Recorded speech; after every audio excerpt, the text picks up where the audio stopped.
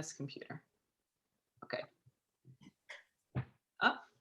So hello, everyone. I'm Rachel Jacobs. I am a clinical psychologist, and I'm the director of counseling at the Taft School. So I'm here with my colleagues, Dr. Jonas Katkavich and Dr. Lauren Henry, who generously have agreed to join me in creating this video so we can tell you a little bit about our work and our profession. First thing probably to know is that our counseling office is different than the counseling office at your school. So college counseling is its own department at Taft, and then counseling office, we provide therapy and support for students. So I'll let, let's see, I will let Lauren answer what is a typical day in your work life like, so she can provide a bit of a sense of what our jobs look like. Okay, so a typical day here at Taft is we are in our offices during the class day. So that starts around 8:30 and ends around 4, but sometimes it can be a little earlier, a little bit later. And we usually do a mix of sessions with students and meetings. So most of the work we're doing individual counseling. So one student comes in and we talk to them for about 45 minutes at a time. And then many students have like a weekly appointment, and others may have a more sporadic, situation where they come in as needed. And then in addition to those counseling sessions, we have meetings with each other, or we have meetings with different faculty members on campus, like the Deans of Students office and the health center and class deans, sort of the people in charge of the different grades. So that's pretty much what the job is like day to day. Occasionally we'll have work we have to do outside of office hours if there's, a student in crisis in the evenings or on the weekends, but typically we're meeting with students for sessions in our offices. Okay, let's see. Jonas, how and why did you choose this career? Oh my, I thought you were going to ask me that. Well, that's the first question. Yeah, it was, I think, it was a sort of something that I think I had a lot of interest in kind of as a younger person. My mother worked as a nurse at a psychiatric hospital. And so I remember being curious about what she would have to say about that. One of my favorite TV shows of all time was a show called MASH, which is about soldiers on the front lines, but there was a psychiatrist character that was always involved in kind of helping them. And so I always loved that character and all he did and in the way that he did it. And was curious about it in college as well, but it was kind of a back burner thing. But then got into education and was working with students at a special needs high school for kids with alcohol and drug problems. And it was there that I realized it could be sort of this role of a sort of teacher counselor thing, but then quickly decided that I was way more interested in the psychology of education rather than the day-to-day, like teaching a lesson kind of piece, which I did for a number of years. I was a teacher for a while, but much more curious about the psychology piece. And so then I went back to school and got a doctoral degree in clinical psych. So let's see. Speaking of that, thinking about career-oriented questions here. So I guess I'll ask Rachel this one. What education requirements, college degrees, licenses are needed for your career? There are different pathways. So if somebody wants to be a therapist, there are multiple ways you can be a therapist. So some of the common ones, you can get a master's degree in social work. You can get a PhD in clinical psychology or a PsyD in clinical psychology. You can be a psychiatrist, so you can go to medical school, and then when you're choosing your specialty, you can specialize in psychiatry. You can also be a licensed counselor. I don't know as much about that path. So So in all of these, you will need a bachelor's degree and then graduate school. So you would need either a master's degree or a doctoral degree. So a master's degree typically takes 2 to 3 years, depending. You'll do coursework and internship or practice in most of these.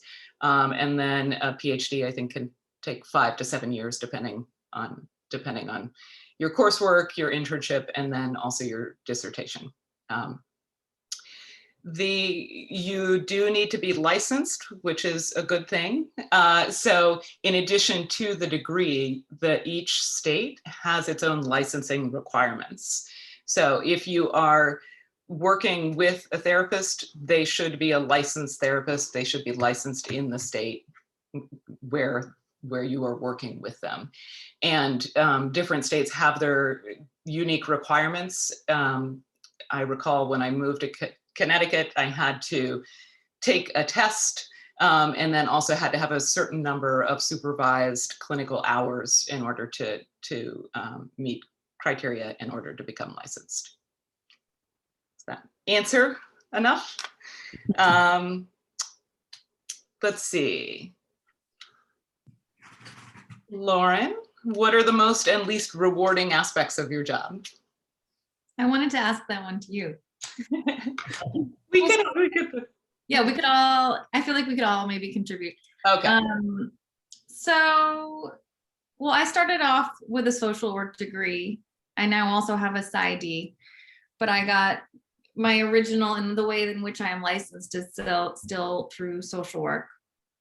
And I think social work in general, but also including school counseling, one thing that is really great about it, it is such a rewarding job. Like, I think you go to work every day and you feel like you're doing something that's truly meaningful. I've had other jobs, and I know I have many friends who have jobs that sometimes it can feel not like meaningless, but maybe not as meaningful as counseling, where you're really having an impact on someone's life. You're helping them work through a challenging issue or just to feel better as they go through their life. So I would say, when thinking about careers, doing counseling is something where that is definitely a pro. Least rewarding, I don't know that there's anything that's not rewarding about it. I think from a challenge perspective, sometimes it can be, we work in a system here at Taft. We're not in private practice. And so sometimes we're trying to coordinate with many different parties here, and parents and faculty members. And, that is a slightly different part of the job that sometimes can be more complicated. But I wouldn't say there's anything that's not rewarding about the job. Do either of you want to add to what I said? Jonas? For all the same reasons, I feel like there's that Lauren mentioned about the rewards. I really feel like I don't really have a bad day at work. They're definitely, because I always feel like I'm super engaged in helping people, and I think it feels good to connect with people that way. Like you get to know your students, your clients, in pretty deep ways, and there's a certain kind of just connection to being human and helping humans on a very basic level.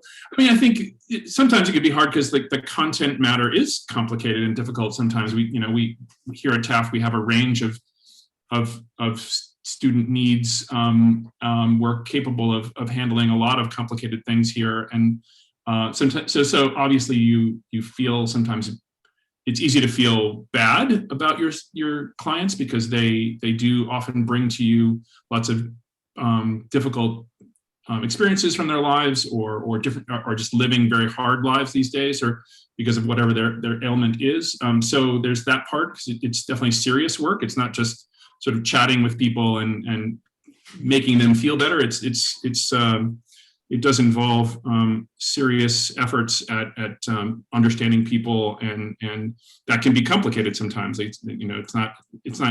So in that sense, it's not always easy work, but it's always fascinating. It's always interesting. You know, sometimes I think people are attracted to the work because of their own issues in ways, and that's it's a sort of a dicey subject sometimes, because I remember even, you know, applying to my graduate program, you know, there's a lot of, or a few questions about that, like, you know, what is your own experience in receiving counseling or therapy, and they want you to kind of elaborate on that a little bit, because it's important to separate yourself and your own issues from the work that you're doing, even though it might be something that's attracting you to the work as well. So that's an interesting dynamic that you should be working out in your training. But yeah, I think that's where that's where it can be harder to kind of make sense of what's what and learn how to do it properly. But that's where the training comes in. Yeah, following up on what Jonas was saying, that it's not about you. So that the work that, you know, part of, I had a supervisor talk about, like, part of why it's important that therapists get paid is because it is a different kind of relationship, and it's not about the therapist's needs. And so I remember I was working with a boy, 14 or 15, who I'd been working with him and his family because they had lost their mom. And then his father died while he was working with me. And of course, I wasn't going to stop working with him, but the supervisor was saying, he needs to pay you. And I remember thinking at the time, like, that's felt heartless and cold, but he said, even if it's $1, right? Like that the symbolism of this, that this is a unique relationship, right? And so was just thinking about that the fact that that is not about you means that you have to tolerate certain things, you know, that both of you have talked about, the frustration or sitting with things that are painful, but I think also sitting with what you can't do sometimes and what it's not your place to do. I think we've all been in situations where we've really wanted to be able to make something better. And it's hard to know when that's not our job. And another thing that's hard, we were just talking about, is confidentiality. So as you can imagine, it's essential if somebody's coming and talking to a therapist that they trust that there's confidentiality and that the relationship is confidential. It's a bit tricky because the students here, a number of them, the majority are boarding students. We also have some day students. But the question of when somebody's under 18, when do you need to break confidentiality? And what are the laws around when you need to break confidentiality, or within the school, are there certain times when you would need to break confidentiality? So there was our timer for 13 minutes. Anything else that we should cover before we wind up? I don't know, there's so many great questions here. Yeah, I think what would be so if somebody was interested in exploring this, what would be good experiences or courses, or what would be good things to help them identify whether or not it's a career they would like to pursue? I mean, certainly courses in psychology, whether that's AP Psych in high school or undergraduate classes in psychology.